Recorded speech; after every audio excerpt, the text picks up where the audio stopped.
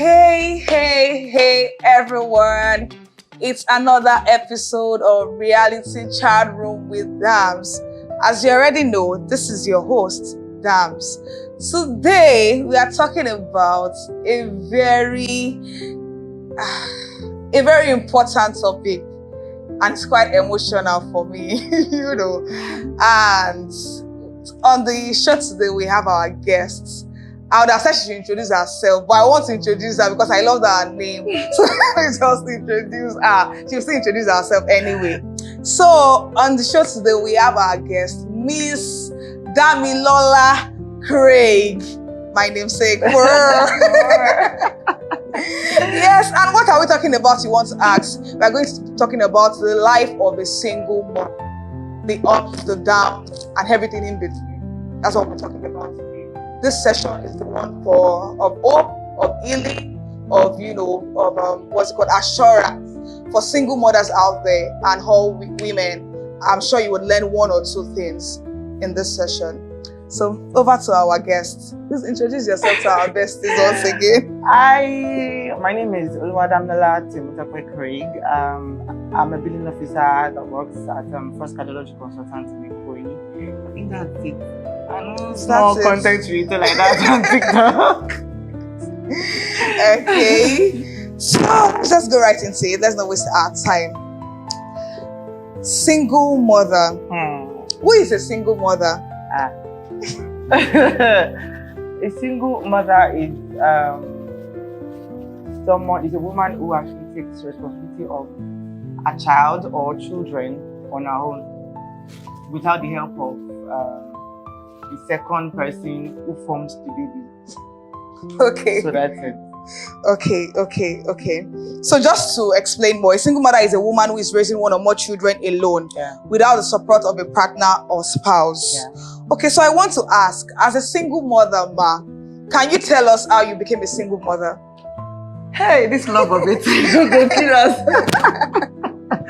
Well, so it's actually not something I planned for. Okay, so it's not by choice. It's not by choice, by I would say circumstance. Okay. Because you going into a relationship with someone, you've already talked about how your future is gonna look like, and it happened, and you now realize that this place is like so it's not what I planned for, and it's not a smooth journey, I would say, and I don't actually wish it. There are some times that I go through some things and I don't wish it on the person I don't like, because it's a lot. So you don't even wish your enemy to be a single mother? It's a lot. The reason why I said that, because if you are this kind of person that is not, you're not content with what you have, you will ask people you're not supposed to ask for help. And you realize that nobody wants to help you for free these days. They want something in return. And if you're the kind of person that you cannot give something in return, it's better you be soaking your gari and be managing yourself. Wow. Okay, so how did your life change after becoming a single mother? Would you say that it has stalled your progress in any way? Yes, at some point, because I met this person after my ND. I was working at a phone company, June, to be precise, as a career. So we happened to be colleagues at the office. You don't plan for love, something. Yeah, love just happens now. No one plans for it. So it happened, and I had the intention of going back to school for my HND, doing part-time, but then, responsibilities here, because my mom is a widow. I lost my dad when I was 7. Sorry. So, you have siblings calling at home, my mom is calling, and, I know I have places where money goes to, so I'm like, later I'll go for HND. And there came this person, love happened, and butterflies in your tummy. So love happened, and one thing led to another. I got pregnant, and I explained I was supposed to go back to school, but due to this, due to that, I can't go back. And they said, oh, it's fine. That it was going to help me go back to school. So we didn't even know. That's after you got pregnant, or that before? was before. Okay. So we didn't even know baby was going to come in like that. But what were we expecting? You don't know now, she like. So the HND, I started, and after a while, something came up, and he told me you can't keep up, so I had to stay back.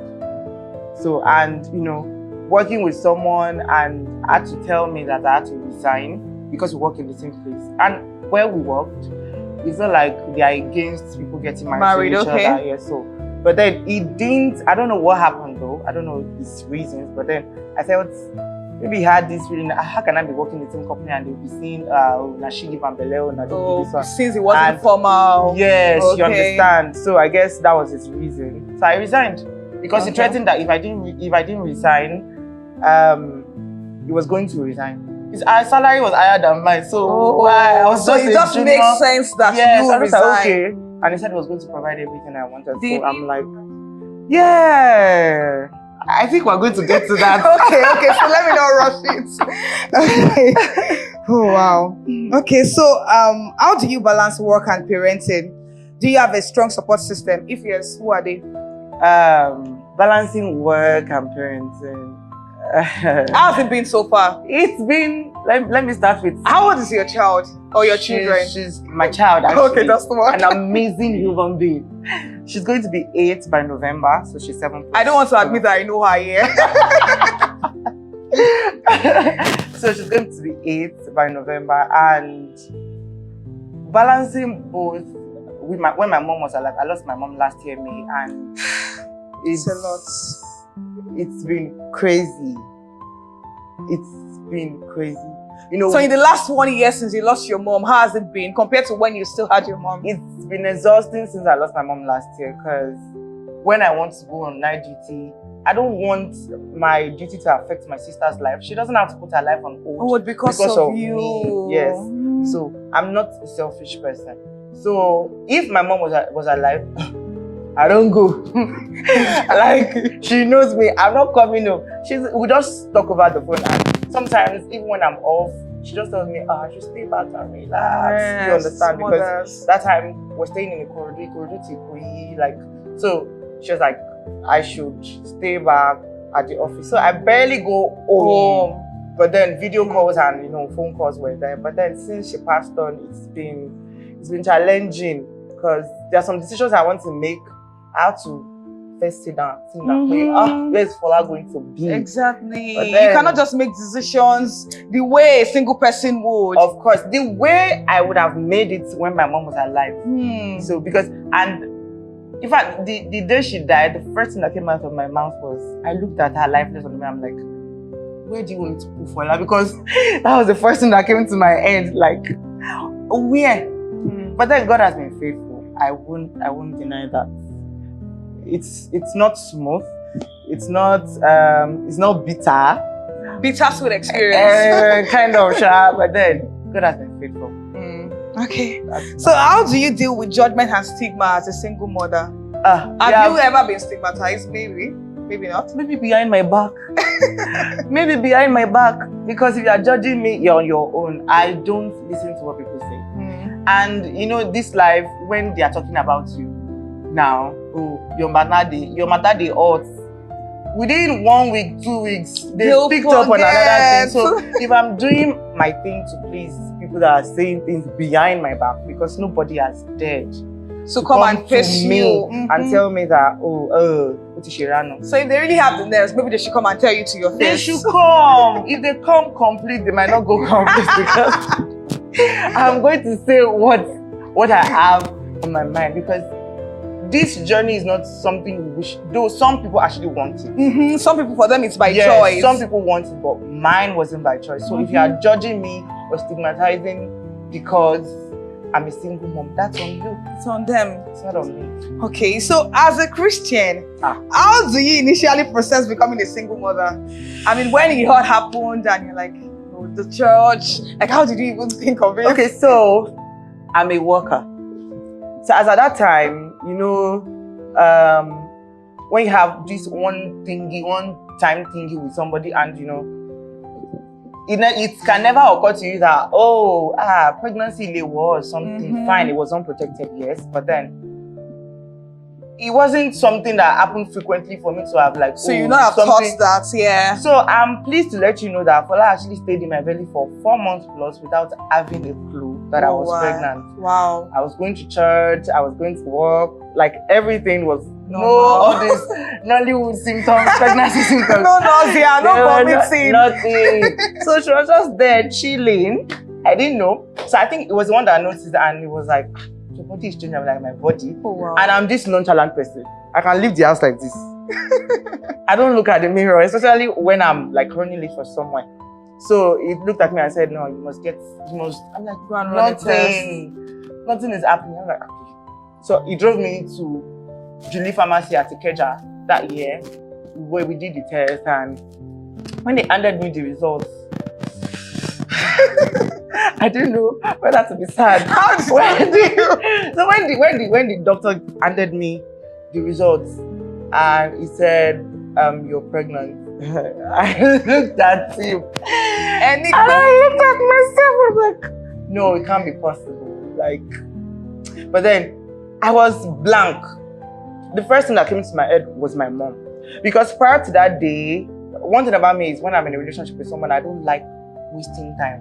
So I used to buy this idea of, you give your mother the name of the person to pray whether the person is good. So I think I'd given her the name a month before, and she had told me, oh, this person is good, but then another person is coming. He said I should be patient. Okay. But then you already went ahead. I can't tell her. No, I didn't know I was pregnant at that time. No, I mean, you went ahead with the relationship. You said you should, that wait was for someone else before. So I'm like, whatever it is, this thing leads. I know what they told me. Oh, this is not the person. Another person is coming. So, I felt when I was under the results, I was blank. I'm like, okay, so what do I tell this woman that, oh, this person that they told me that is not the person, or somebody else is coming? What do I tell her? And I collected the result, called him, and I said, I'm coming back to the office. And I told him over the phone that I was pregnant. It wasn't in front of me, so I wouldn't even know his reaction. So, I was just there. I walked from Julie Pharmacy back to the office, and I thought about, should I abort? I'm like, no, I'm not going to abort. I know how strong my belief is about abortion. Except if it's you were already more than 4 months gone, sir. Yeah. That time I didn't even know I was that gone.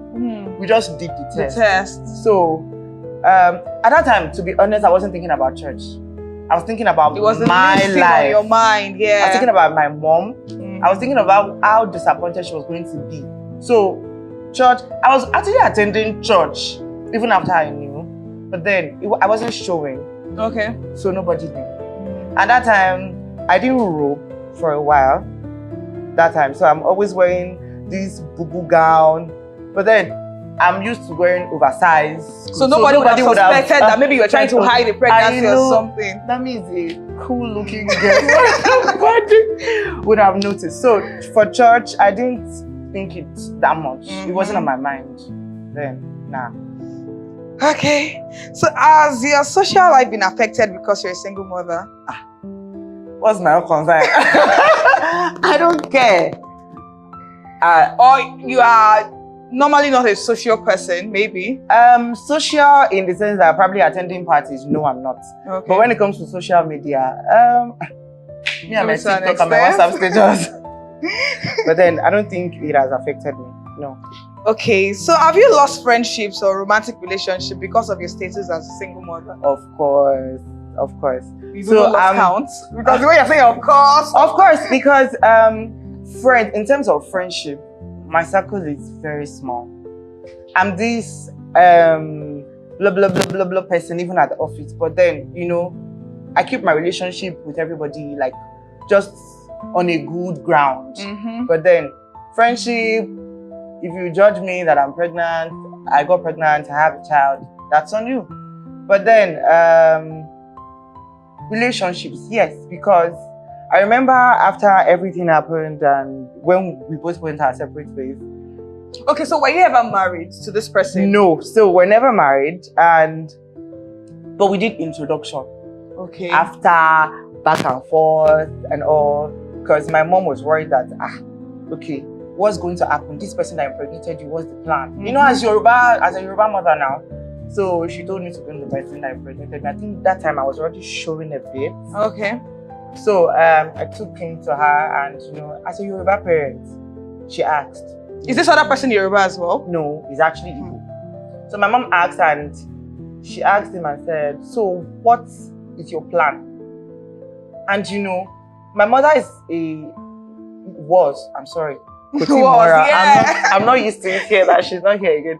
So my mother was a considerate person. She's not selfish. She purposely asked that question just to like know what's on his mind. So instead of him answering the question, he pushed it back to her and asked her, what do you want, ma?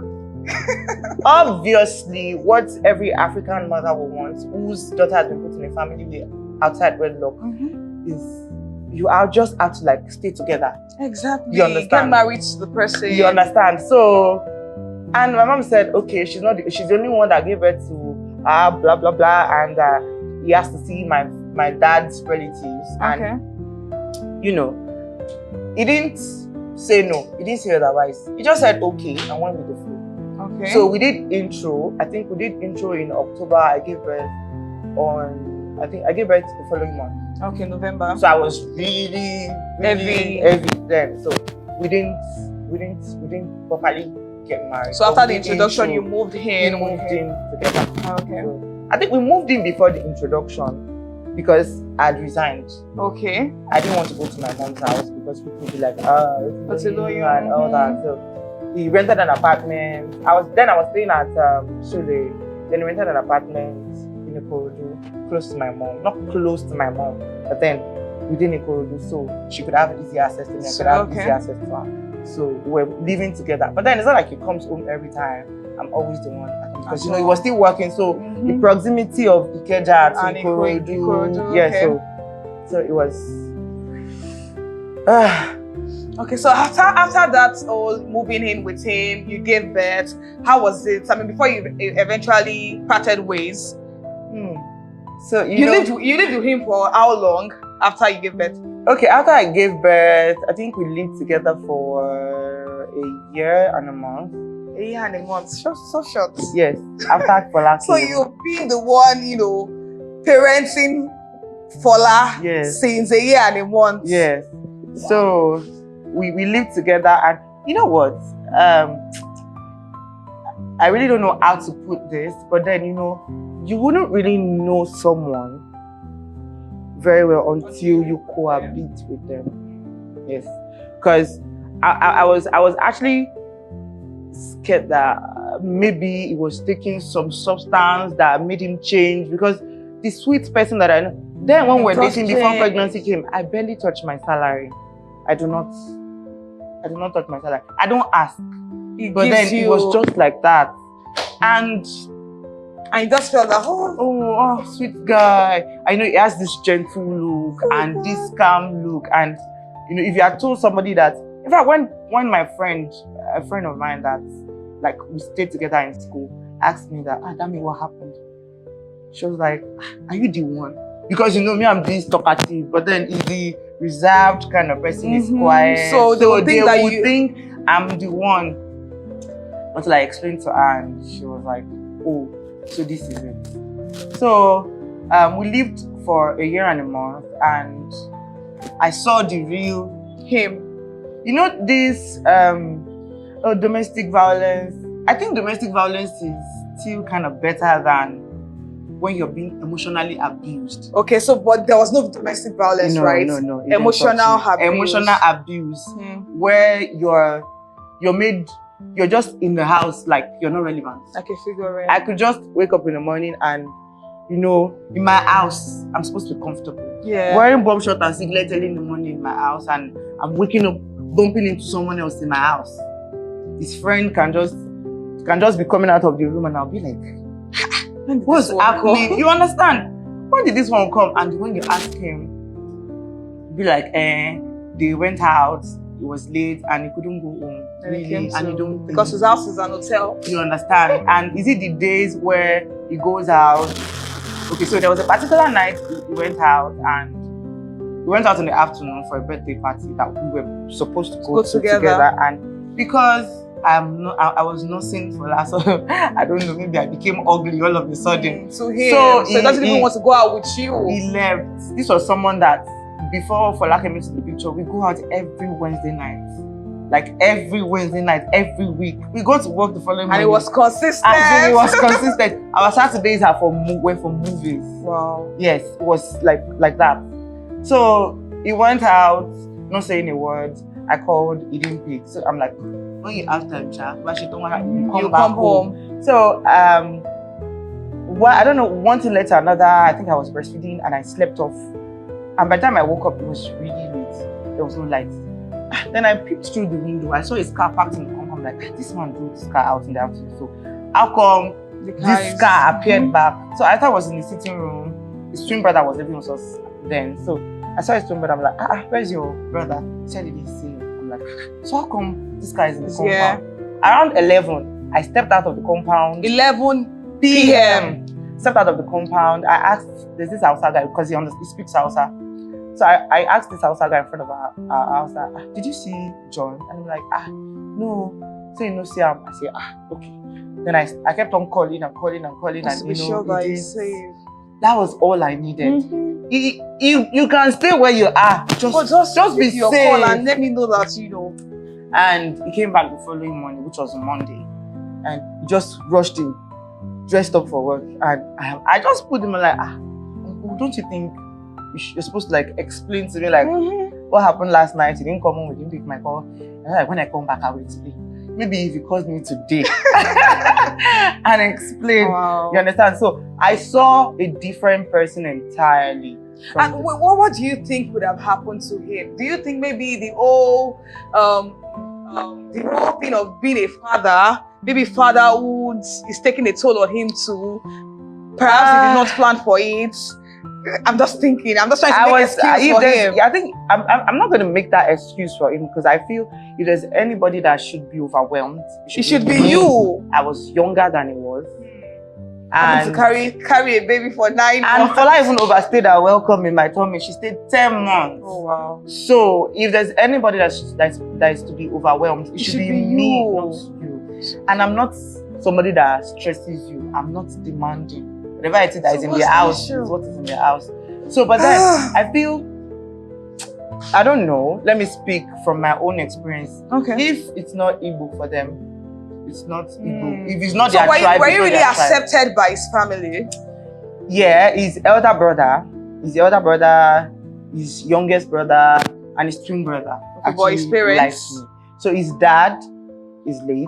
His mom, within that 1 year that we stayed together, his mom came visiting because she was not available for the introduction. And she doesn't stay in Lagos, she stays in the East with her daughter.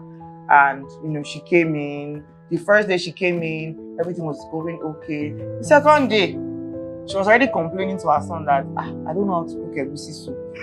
Forgetting that I'm not their tribe. We have diverse. I cook it the same way. I'm only going to cook it the way that I know how to cook it, the way that I feel. And I've been cooking it for her son. And he has not been complaining. You understand? So she complains about things that I do. She doesn't complain to me directly. She complains to her son. Her son will come to me. Complaining to you? Yes, tell me that. Wanting you to change what you have been doing. Exactly. My mom said the egusi you made isn't good. And I'm like, okay. And I tell him that, okay, I can learn. If she's ready to teach me, I'm open to learn. Because I think you're a better person than I am. Because I'll tell you I can learn what. I can actually make Igbo soup like conveniently as I'm seated like this. Because Google was my friend then. Any soup that I feel like, oh, okay. I think the only soup I think I might not know how to make is maybe this fisherman soup and oha soup. For every other soup, I think I'll rate myself. Even oha is not even Igbo. I think it's Akwa Ibom. But it's not our Western. So I tried my best, but I felt my best wasn't enough. Because Titi con jollof rice, the woman complained that I didn't make jollof rice, and I didn't make jollof rice The way she wanted it. I don't know how to cook. So I don't know. The mom just came and everything started changing. Then to the extent that the baby's food finished in the house, I told Aunt Fola has been a foodie right from baby. And you know, it shows. And I eat, before he left the house, I told him, this food is finished. You know this baby cannot survive on breast milk alone. And he was like, he doesn't have money. Okay. I'm like, you don't have money, how? So look, when he gets to the office to transfer it here, let me get this food, don't let this baby starve.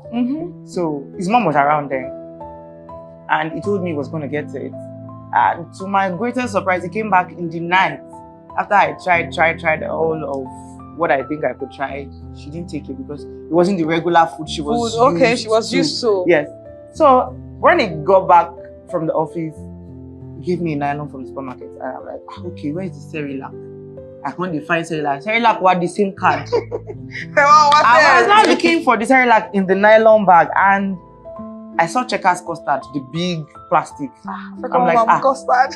Where is the? I told him to give me the car key so I could go check the car. And he said no, that this is it. That his mom called him and said that the baby should be taking custard. That when he was a baby, he took custard. He took pap. Oh my. So he brought custard. Oh, he took pap. So he brought advanced for the baby. Pap custard. Oh my. And you know, I was pained that I regretted why I resigned. Because really, why does it have to be your mom, your mom? This is our marriage, our life, for God's sake.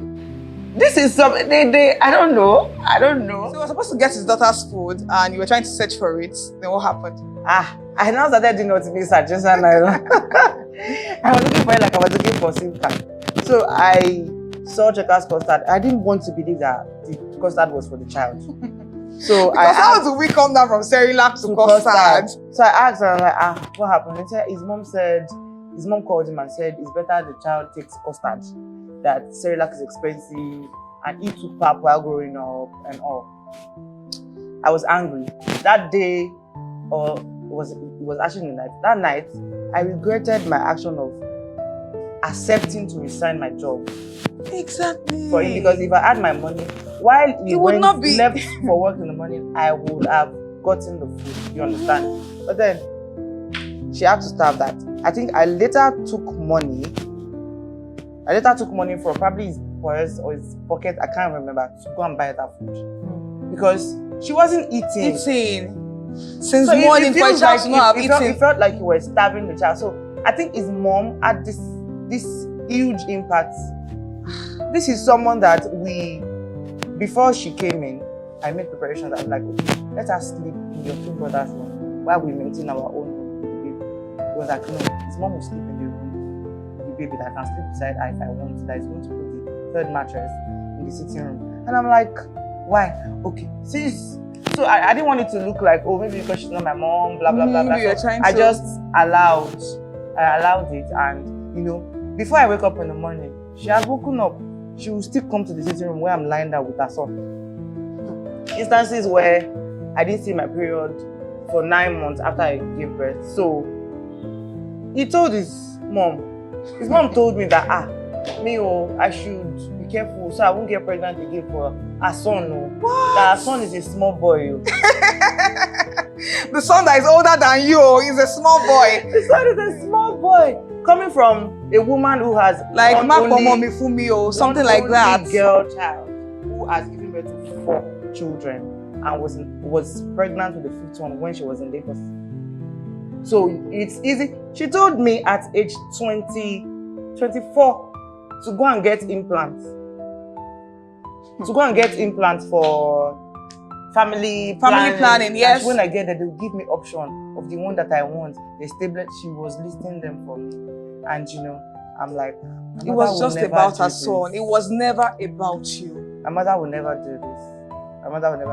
So was it that situation of the child's food that led to you separating, or another thing happened? No, before you eventually parted ways? No, so that wasn't it. So he called me in December 2018, like the second week in December, and he said that he wants to relocate to PH, so he'll be resigning from his job in February. So I'm like, relocating, where are we going to? Like- Do you understand? So he then said that he's the only one going. I'm like, okay, so what's going to happen to me and Mama? And he was like, you go back to your mom's place. I'm like, okay, going back as what? Now you tell her that I'm relocating this and that and that. I'm like, okay, so you understand? I'm like, my mom is an understanding person. Pick up your phone and call her. She won't bite you. She won't say anything. You can tell her, okay, I need to leave Lagos to go and set up in another place for a short while. Please let them stay with you for this period of time before I come back to come and pick them to join me. He didn't say that. It's like, that's an insult. That from where he is, it's an insult. That it's embarrassing. How can an in-law be telling called that I won't baby and all that, So he gave excuses, and to fast forward to first, so we're supposed to travel together. When his mom came around, when she left for East, she said I should come with them for Christmas. So I'd already agreed. I think after she left, I think in November or probably first week in December, my mom's elder brother's wife had a dream and called my mom. Told her that I don't have the grace to travel. I shouldn't try it. Okay. She doesn't know what will happen, but then I shouldn't try it. So I told her son, and her son was like, that I don't want to go because I feel it's going to harm me or what. I'm like, who is even saying that? I just told you that I don't have. If we're going to harm me, you'd have done that since now. We've not been living together. You understand? I just told you I was told I don't have the grace to travel, and I had to call his mom to explain things. Everything I bought for his mom, I already packed it. Like, okay, when he's traveling, he's going to go with it. So he was going to the East, was already settled alone.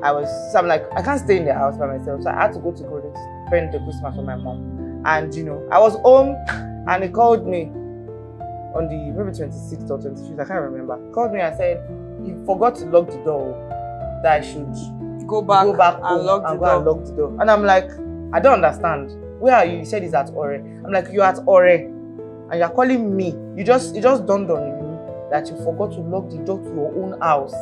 I had to call a neighbor nearby, because when I told my mom was really angry. Like, how can it be that nonchalant that you leave the door to your house opened?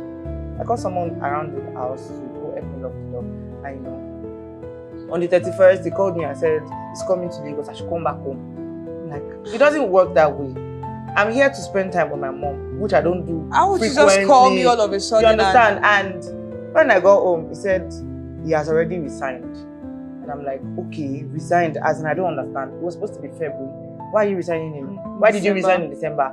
I was like, that he needed to go Eastily, blah, blah, blah, blah. So on the 1st, I returned back home on the 1st of January due to the persuasion from my mom. My mom didn't want that picture of, she's the one that is telling me not to go back. So I went back home, and everything was just off. I was already angry in my spirit, but then I'm this kind of person that I can bottle up things, but the day I will explode, it's not going to be nice. Yes. So I was keeping it because I know what I had in my mind, and I wouldn't want to say things that I would want to be sorry for later. So I kept on just looking at him, and he told me that he had resigned, and I'm like, and I said, okay, so when are you leaving for Port Harcourt? And he said, in 2 days' time. We're talking on the 1st, and he wants to leave on the 3rd. On the 3rd. So since that 3rd of January 2019, he only came home once. I've only set my eyes on him once, and that was in February when he came to pack his stuff. And stylishly, he told me when he came home that February and said, when do I want to leave? And I'm like, I don't understand. Leave to where? Are you serious about this leaving and all? Because the rent was to be renewed in February. So he said that he's serious, so that I should take what belongs to me and leave what belongs to him.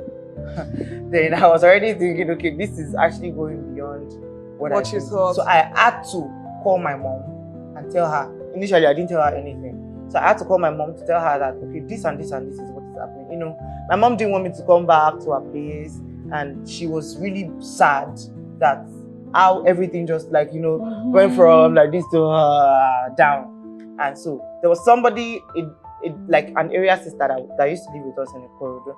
So she stayed around the Jushaga, and she told me I could come stay at her place. So I went there, packed my stuff. Okay, so I didn't pack myself immediately.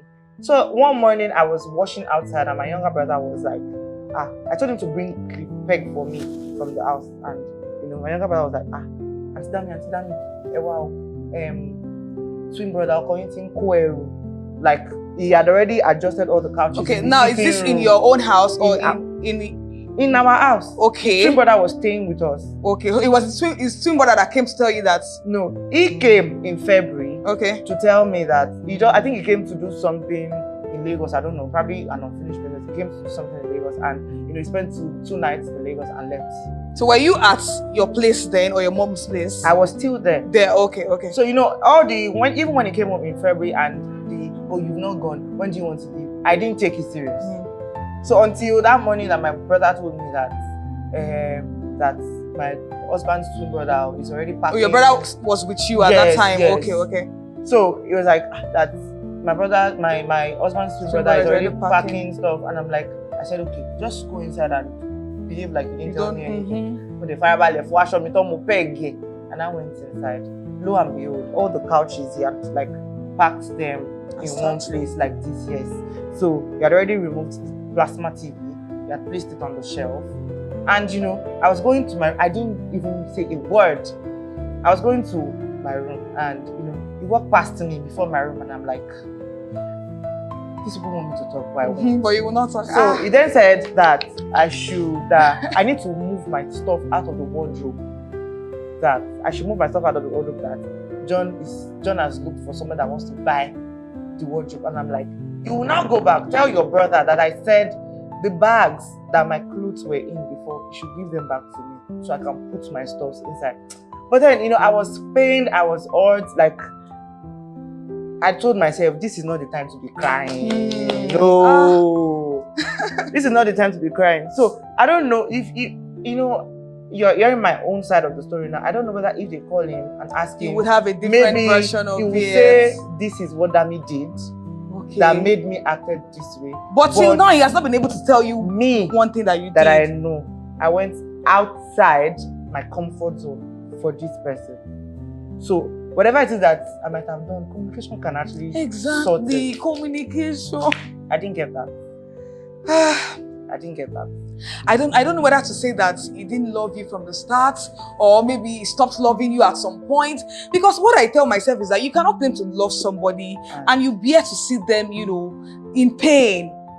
So that's another thing. So you see that forgiveness that we were talking about earlier, it took me since that time to just forgive him in, I think, early 2024, late 2023. I was in a fellowship, like online prayer meeting, and the pastor was just praying and he was like, oh, the Spirit of God is saying there's someone here with the spirit of unforgiveness. When this message is for you, I knew it was for me, but then I'm like, oh, maybe me and they follow talk. So I'm like, no, this person. So not knowing that, I was actually putting myself in bondage because not forgiving him wasn't doing me any good. Exactly. Because the sight of him, the sight of John irritates me. Like, it just irritates me. So I struggled. That prayer meeting was on a Monday. I struggled with that spirit on Monday night. I struggled on Tuesday, Wednesday, fast forward Friday. That thing just told me that, hey, better do this thing and just move on. Because according to the pastor, he said, if you can't do it verbally, you can send a voice note, you can send a message. So I just picked up my phone. I'm like, good morning, John. I forgive you from the bottom of my heart. And the way he said thank you, he felt like he was expecting that I forgive you. And I felt this burden left my chest. So since that time, after that time, whatever it is that he does, you're a good person, my sister. You are a very good person. Because me, even if I'm going to forgive, I don't think I'll be able to send you that. Well, I'm not saying it. I probably would have done the same. For my own sanity. Sometimes you don't know the way you act except you are in a situation. That's true. Yeah. It is well. So let's move to another question. Do you feel pressure to get married or remarry, especially to fit into the Christian ideas of family life? Okay, so let me start with my mom. Well, I love love, regardless whatever it is matter. Love a girl. Yes. I feel they do add girl, but then I'm a soft girl when it comes to love. But then, I wouldn't want to settle with someone because, the church things, I'm due for marriage, she already has a kid, or you want to settle with me just out anybody. of pity. I'm not going to do that. So, my mom used to say, church, all of my girls, we come here, one brother on the church. So, my fair, because I'm a church girl, right from the onset, because I don't know, I feel I might be replaced in church. So I just have this. So you don't want stone to replace you. So pressured. I don't feel pressured, but it's normal for people. I feel they're just looking out for me. That you're older, you're wiser. Don't let your past define your present. Blah blah blah blah. But then I don't think I'm ever pressured. I'm not pressured to get married. Okay. It will happen when it's gonna happen. Okay. It will happen when it's gonna happen. Yes. Okay, so ever since you became a single mother, have you ever been in a relationship, any other relationship? Yeah. It didn't work out? Yeah, obviously not. Obviously. So what was the reason? So because some people feel I feel the person for you will always be for you. If this person is not for you, it's not going to be for you. It's just something is just going to happen that will make them just want to change their mind, regardless whether they express their love towards you. Because I feel that person felt my child was a burden. Okay. Like, this mentality of how can I be nursing another man's child when the man is just there lounging. I don't hide it. What's there to hide? If I'm up front, I will tell you. So I figure out that there are some people that are actually single parents, but expressing it or telling the person they are in love with is actually a problem. From the onset, I would tell you, if you want to go, you go. If you want to stay, you stay. You stay. So I would say children are blessings, regardless how they come. So whatever it is, whatever relationship that I was in, that it wasn't meant to work. So, but it has always been because of your child. That's what I feel. Because did they tell you that? I'm not the demanding type, so I'm wondering. Okay, so is it that they just broke up with you? They just said, "I'm not doing again," no one used to pay me that. I never had liberty to break up in any Same here. Breakfast. But there are reasons best known to them. But all this kind of relationship that just ends like that. It just fades away. No communication, and everything just goes like that. Woo! As well. So are you presently in a relationship? Am I presently in a relationship? I want to be, but then there's uncertainty there. Okay, so like maybe a talking stage? Yes. Okay. So I'm open for that, Okay. yes. Okay. Also, another question is, would you want to get married to a single father or anybody is just... No, I think getting married to single parents is actually...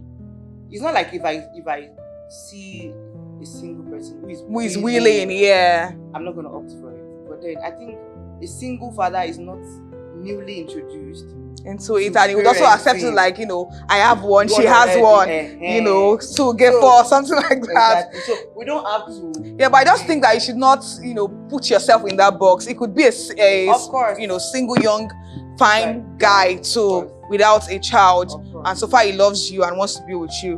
Why not, instead of trying to look for maybe a single father because he would understand better? Because I cannot be looking for. Because really, if you are a good person, you're a good person, regardless of whether you're a single father or not. So good person, okay, we would have to bring this session to a close now. But let me just ask one more question. Do you think single fathers face the same level of shame as single mothers? I think it's different. So why it's so? It's easy for people to quickly judge a woman because they feel Oshirano. And they feel that men have liberty to do some of these things. For women, we are easily juded like, Oshirano. But Shokurin or Oshirano. No, like you understand. But then they put us like we have to do everything right. We cannot curse them, we cannot do this. So I think single fathers don't really face the stigma as much as single mothers. Yes. So the society is kind of, relaxed on single fathers, unlike single mothers.